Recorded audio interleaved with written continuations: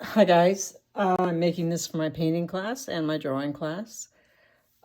This is a demo on how to create a grid using triangles instead of the more traditional square rectangular format. So this is how you do it. You corner to corner, and it's very important to try to be as exact as you can. And I for the sake of not making this video too large to upload, I am not going to measure some things that you need to measure. So this is how you start out. Go corner to corner. Try to get, as I said, as exact as you possibly can. Your lines, both on your paper that you're gridding or your canvas, and on your image, because everything you do to this, you'll need to do exactly the same thing on the photograph, whatever image you're working from, exactly the same.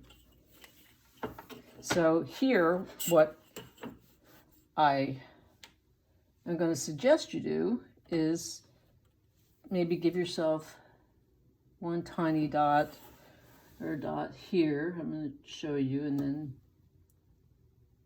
from here on out I'm going to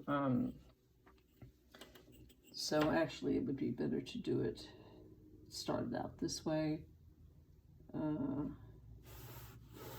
That is at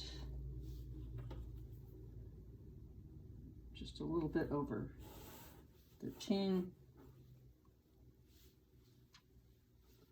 A bit over 13 there. And now this is just to make sure that it is squared up. And that wasn't right at all. Okay. 14.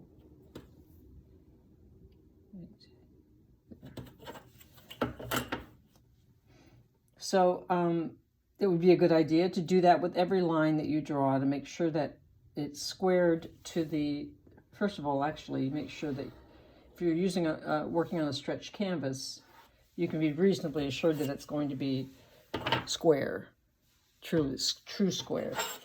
If you're working on a piece of paper, it never hurts to check to make sure that it's actually square. You want to do this with a very hard H pencil so that it can be easily erased. And I'm just going to eyeball this from here on out. So this is how it should look to begin with. You've got essentially four quadrants. What you then want to do is begin to break it down. Let's see, what's the one that you can see the best? There we go.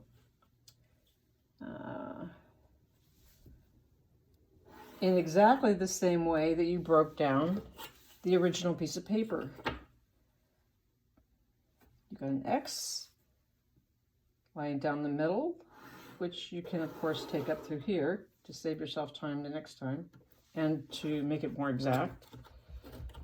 And here. Again, I'm just eyeballing this, but I strongly suggest you measure these distances so that you'll end up with as accurate a breakdown as possible. Now, this one of these four quadrants that we had, this one is now broken down in the way that the first large one was. And you go from there. You begin to break down your rectangles smaller and smaller. And depending on your image, your image may be very detailed, in which case you're going to want to have as many small, and you want to break this down to relatively small sections. And then you can go from there, break it down again. There we go.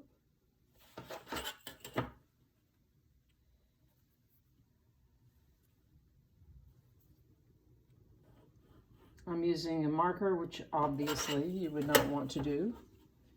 I'm just doing this so you can see it more clearly. Okay, so now this is broken down.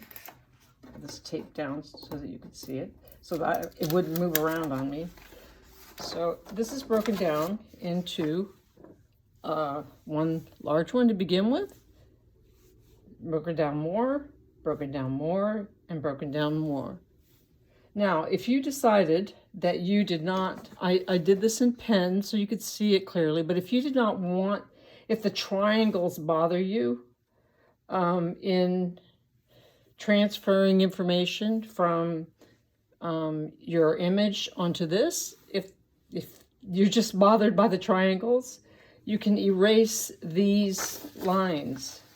I'm going to mark this one. I'm going to do this to it, since I can't erase it. You can erase those lines and then obviously end up with a square or rectangle.